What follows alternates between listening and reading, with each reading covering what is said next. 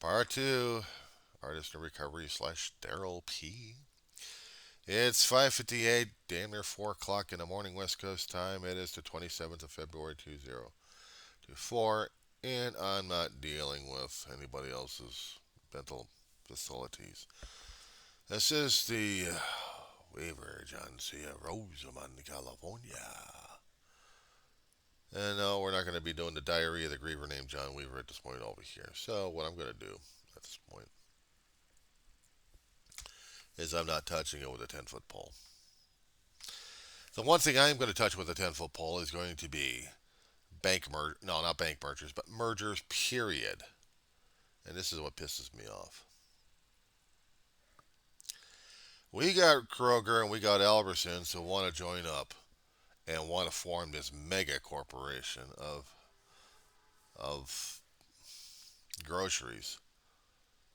So they say that it's going to be cheaper down the road.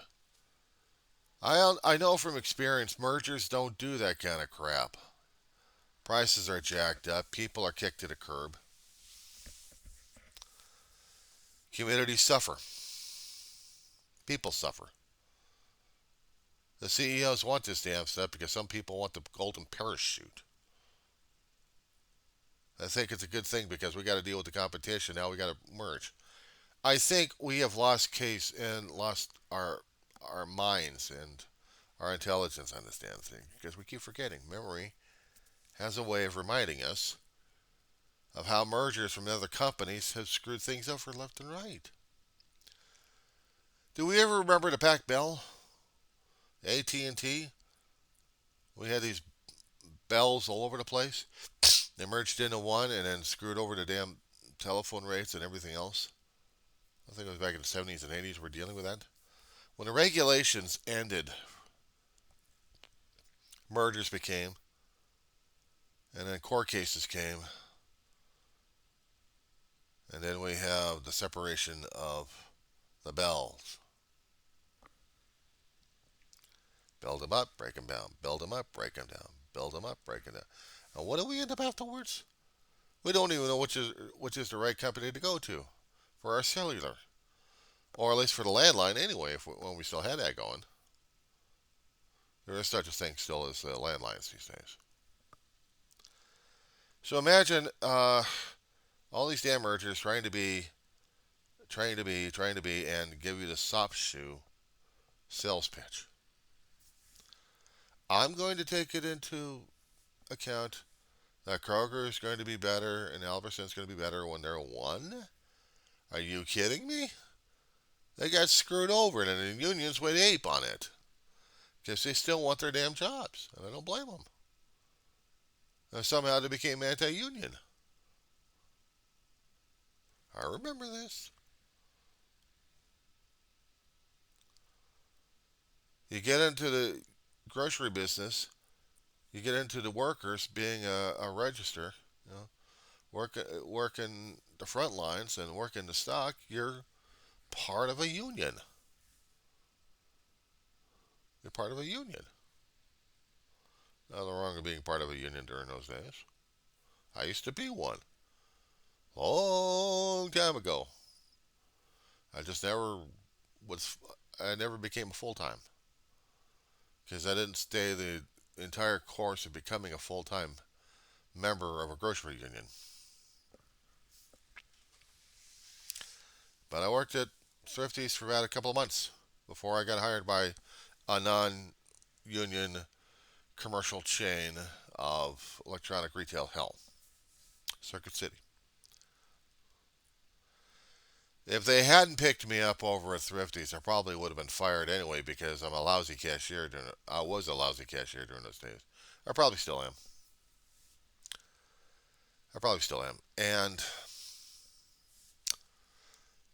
I was probably this close of getting terminated. And I would have to look for another full time job. But I was grateful that Circuit City picked me up and kept me on for 4 years. Despite I kept screwing up left and right, but I still stayed for 4 years. I could have been a salesperson and sold them stuff. I didn't have the mindset back then, but if I had the mindset that I needed back then, maybe I would have been a good salespeople. I would have been jumping on people, but it was a dog eat dog situation. And a cashier, you're safe as long as you're balancing the register right.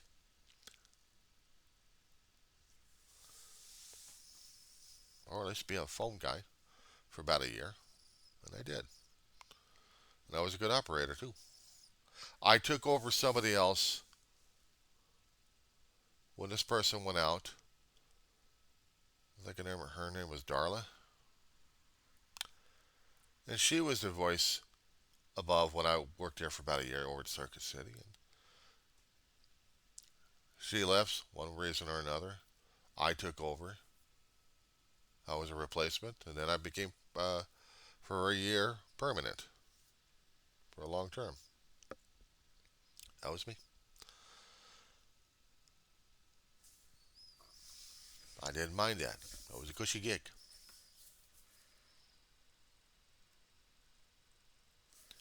It was a cushy gig. And we didn't go through mergers during those days. Unless I was working in the telecommunication companies, and that's a different story altogether.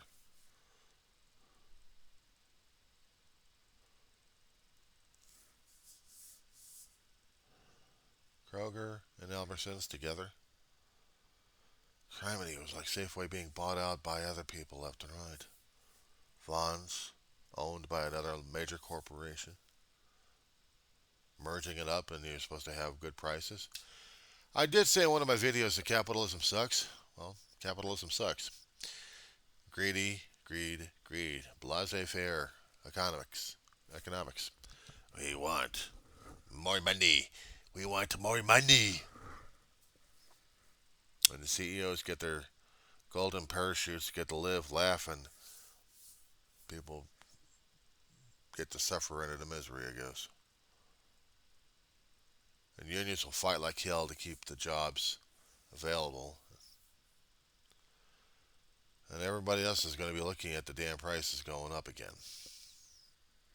As if we got enough problems with the food prices right now as it is. I can understand supply and demand. I can understand that. But raising the prices, even though we got the supply, that's the greed that we keep fighting against. We've got that going. Do the people care? I don't know. Do we?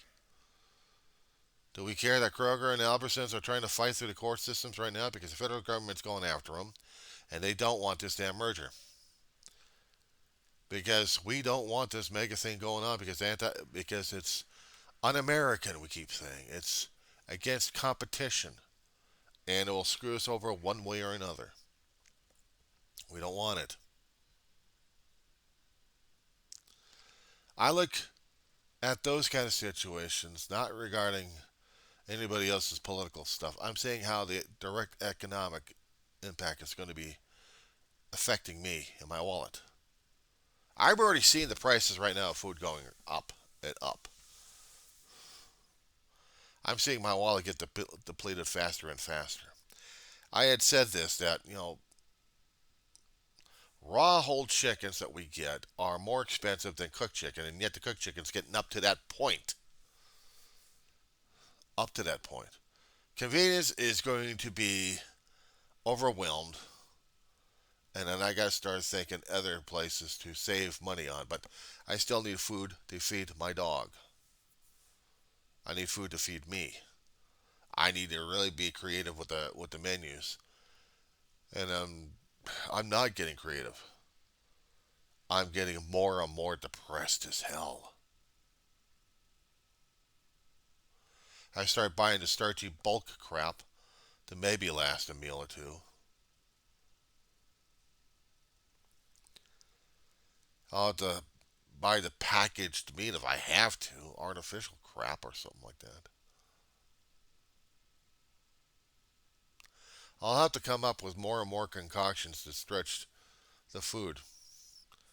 Maybe actually uh, get my crock pot working and get a stew going that lasts about 2 or 3 or 4 days if I'm lucky enough. But also bland enough where it's not going to kill my dog if I'm going to give it to her.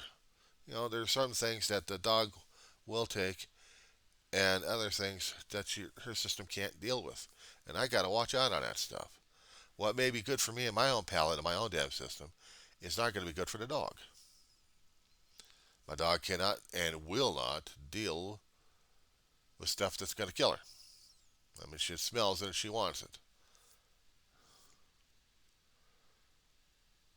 Garlic and onions, I don't, even if they got the flavoring, might do some damage to my dog that I'm not aware of. I got to stick with the boiled stuff. I got to deal with plain rice for her. She won't like it as much. She likes flavored. But I'm more worried about her health.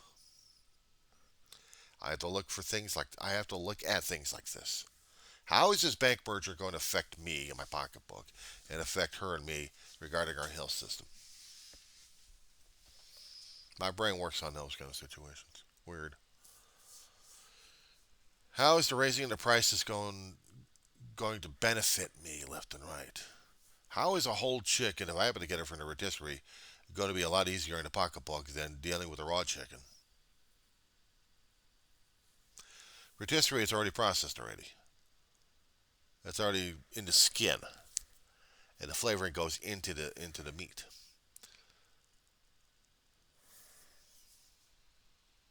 And I have to keep up with the rice sometimes, mix it up, just to make it bland enough for her to deal with it. I take off the skin. She doesn't get skin. She doesn't get the skin. I've tasted the meat. It's light, but my taste buds are different than hers. I fix plain rice, mix it in. It'll be easier for her.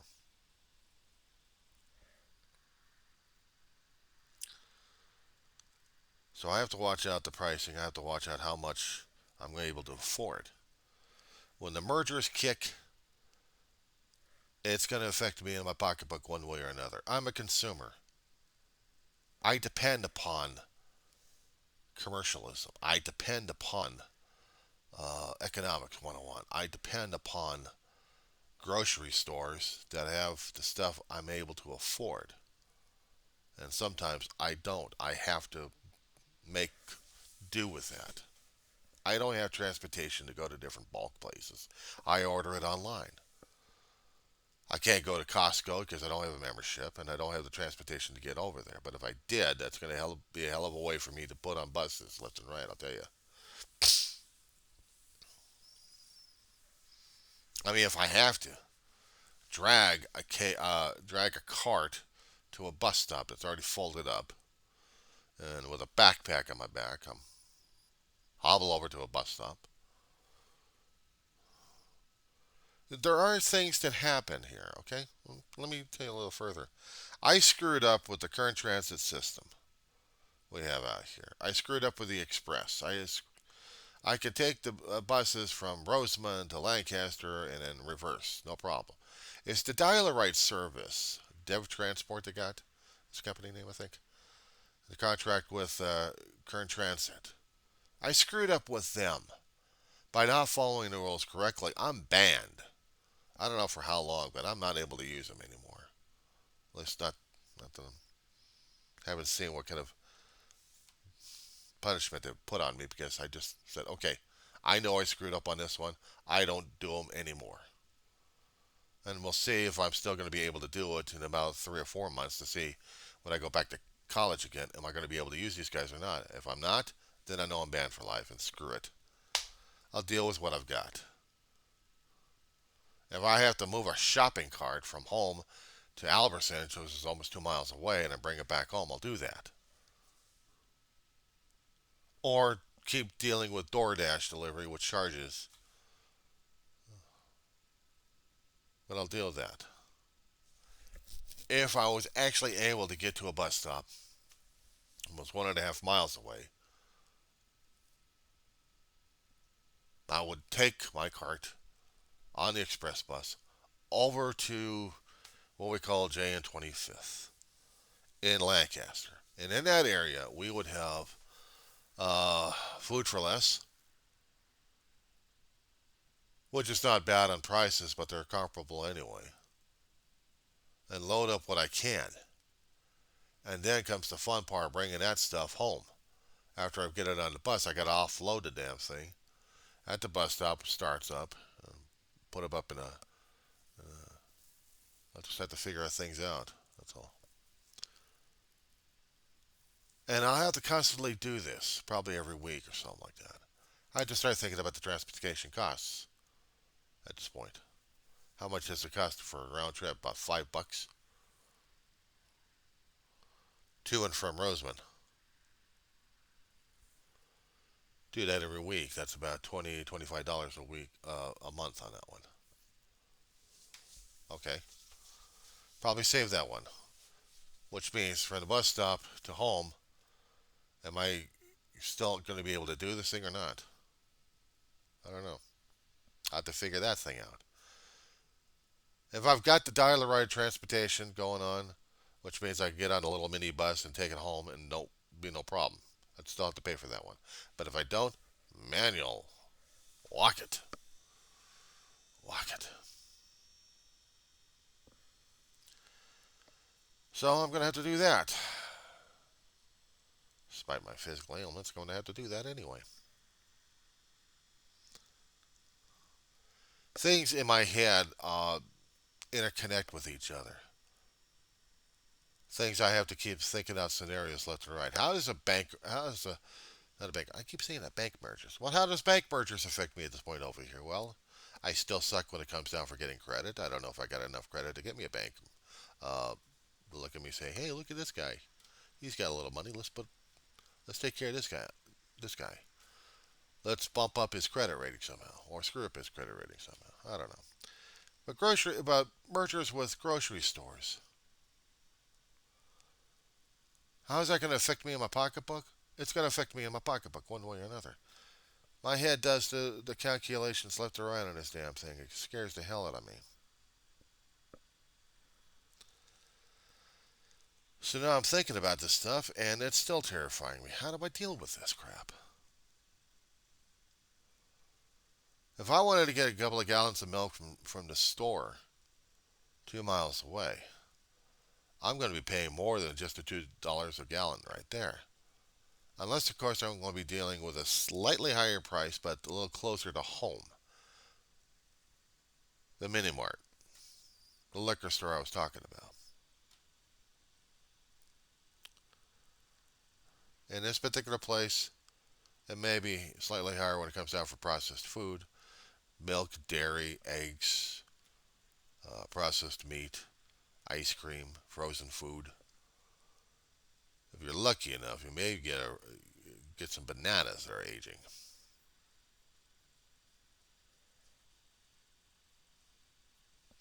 If they're good enough, they're gone. I like my bananas.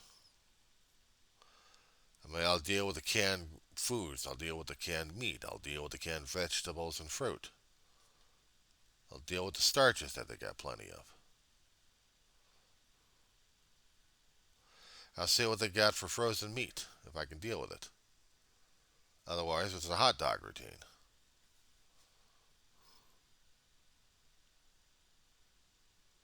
These are the things I deal with and had dealt with. When we had the DoorDash kick in during this COVID nightmare, they were a godsend. Because now I deal directly with Albertsons, the only market we've got out here.